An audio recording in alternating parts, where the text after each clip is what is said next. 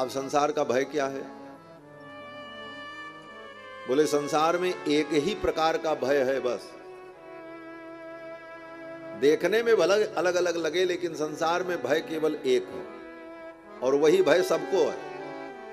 क्या भय? बोले संसार के छूट जाने का भय। बस एक ही भय सबको है।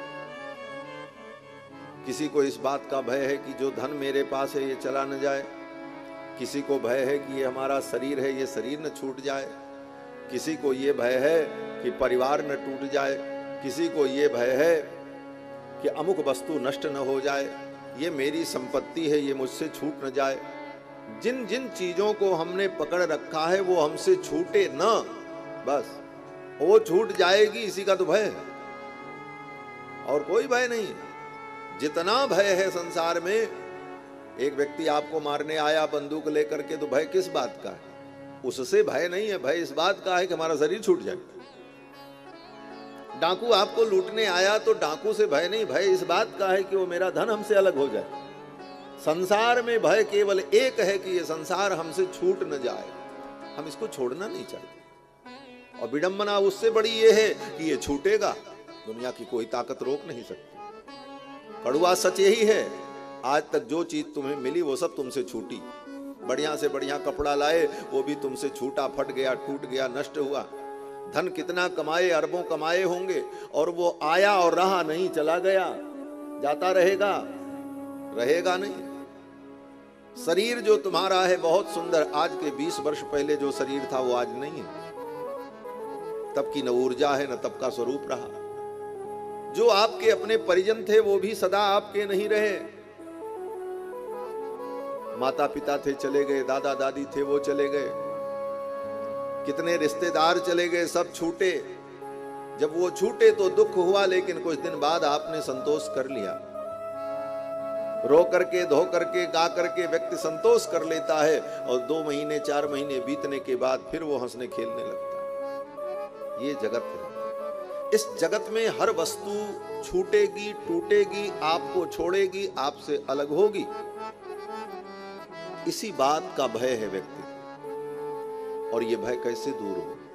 ये भय दूर हो जाए तो व्यक्ति और सुखी हो जाए। हम सुखी होते हैं लेकिन थोड़ी देर, अगले क्षण उस भय का याद स्मरण करके फिर दुखी होने लगते, कहीं गड़बड़ न हो जाए। वो भी भय समाप्त हो जाए तो व्यक्ति सदा सुख का ही अनुभव करेगा, फिर तो कोई दुख ही नहीं। दुख एक है संसार में, सब कुछ छूट जाने का। और ये दुख कैसे दूर हो? बोले भागवत को सुनो, सुनोगे तो अनुभव होगा। वेद व्यास जी कहते हैं, सर्व सिद्धांत निष्पन्नम संसार भय नाशनम। ये संसार के भय को नष्ट कर देता। राजा परीक्षित के साथ क्या हुआ?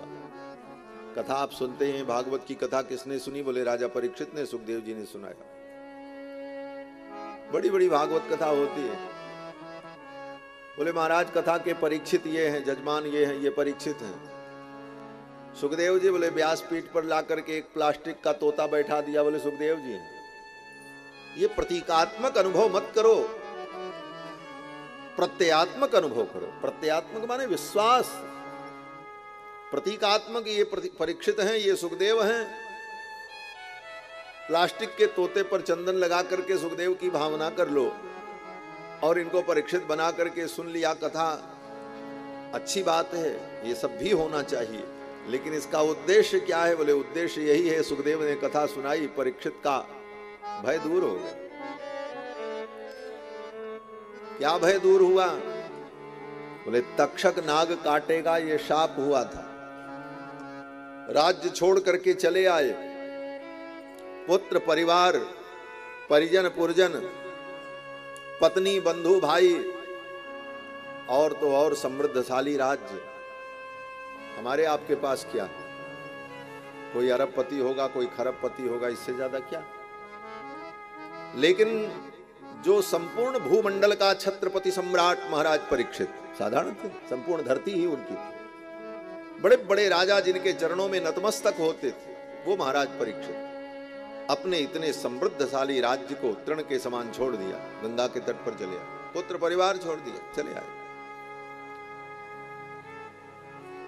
सब कुछ छोड़ा, उसमें कोई ममत्व नहीं, लेकिन एक ममत्व बचा था। बोले क्या? बोले शरीर में।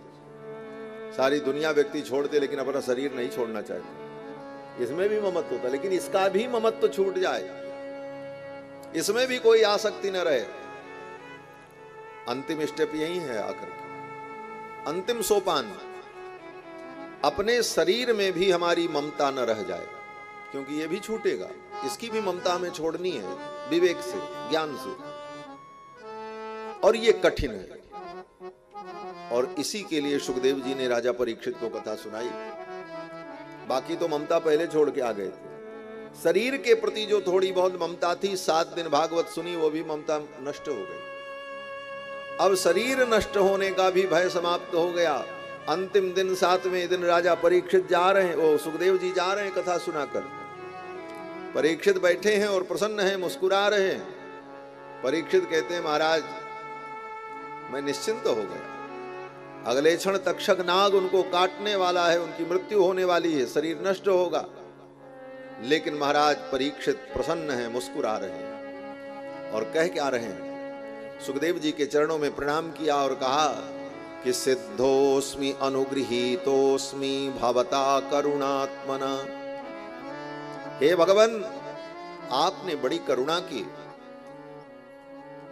हमारे मोह को आपने दूर कर दिया, मैं तो सिद्ध हो गया। अब मेरे अंदर कोई विकार नहीं रहा। और आपने जो सुनाया, आपकी वाणी के द्वारा भगवान ही मेरे अंतःकरण में प्रविष्ट हुए। श्रावितो यच्च साक्षात अनादि निधनो हरिहि। अब मुझे कोई भय नहीं, मैं भय मुक्त हो। संसार भयनाशनम, ये कथा संसार के भय का नाश